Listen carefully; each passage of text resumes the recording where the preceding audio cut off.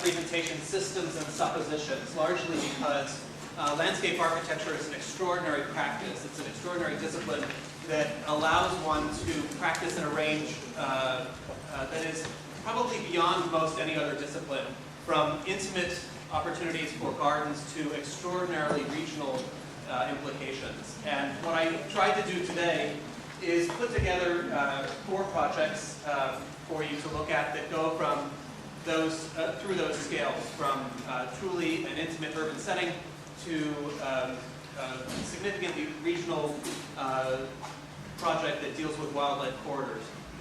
And it's really just to demonstrate 2 things. One, that the discipline itself can handle that kind of range, and that you as young practitioners about to enter the market really need to begin to think about where you want to practice within this discipline, within this spectrum, because it's a challenge to do all things.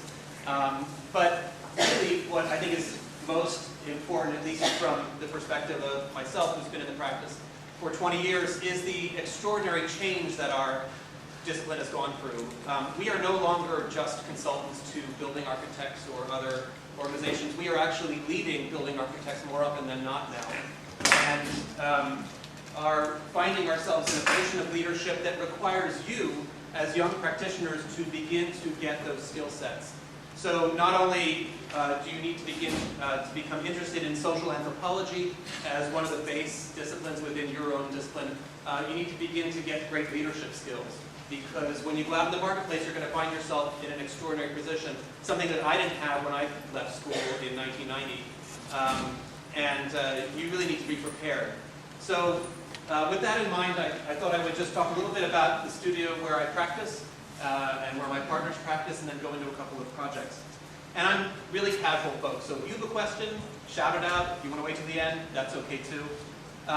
There are 10 or 11 partners somewhere in there in our practice. It's in Philadelphia. We also have a small pod in Los Angeles. But this happens to be us sitting in front of one of our big projects in Philadelphia called Comcast Plaza. There are about 60 of us, 60 to 70 of us in the studio, ranging, including graphic designers and front office staff and visualists, people that actually take rendering to the ultimate scale. And we all practice in this great ballroom. It's an old ballroom from a 1920s building in downtown Philadelphia, 24-foot ceilings, really an extraordinary space. It's an open floor, so it suits me because I'm a very loud individual. I sit right there, and it's important to me to be in the middle. That's my philosophy about design. I really like to be surrounded. The young lady who sits in front of me is actually just out of school, and the person who sits beside me is a graphic designer, and the person who sits diagonally across from me is an associate, so she's been practicing for quite some time. The reason why we do this actually is to distribute knowledge throughout the studio. The idea is that not that the partner gets the window view, but we actually give the window views to the young practitioners because it looks down on the urban realm. And that's where we practice. We do our best work within the urban condition. And the notion is that knowledge is shared, so that I can turn to this young lady who's just graduated from FIU and say, I really can't figure out this program on my computer. Can you give me a hand here? And then she can turn to me and say, I'm designing this bench out on this main plaza. This is what it looks like. What are your thoughts on that? And we begin to share. It's part of the dialogue. And having a dialogue in design is extraordinarily important. So when you go out to look for the studio in which you want to practice, make sure you become very introspective about the process. Think about what you like to do, where you like to practice. This happens to be the most clean you'll ever see our studio. It's because we're taking a photograph.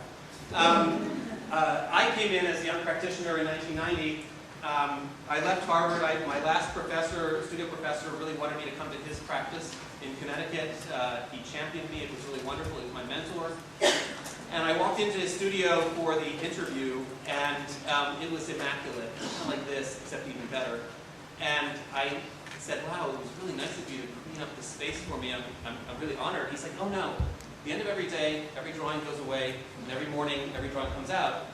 And I thought, oh my God, I can't practice here. This is not for me.